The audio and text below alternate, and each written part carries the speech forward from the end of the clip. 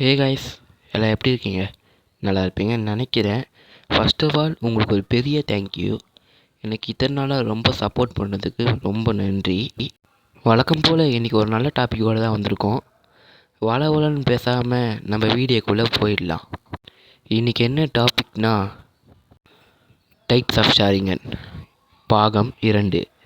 ஃபஸ்ட்டாக பார்த்தீங்கன்னா நம்ம சாஸ்கே உச்சியா தான். நம்ம சாஸ்கே எப்படி ஷேரிங்கனை அவாய்ட் பண்ணியிருப்பார், அதாவது மங்கைக்கு ஷேரிங்கனை எப்படி அவாய்ட் பண்ணியிருப்பாருன்னு உங்கள் எல்லாருக்கும் நல்லா தெரியும்.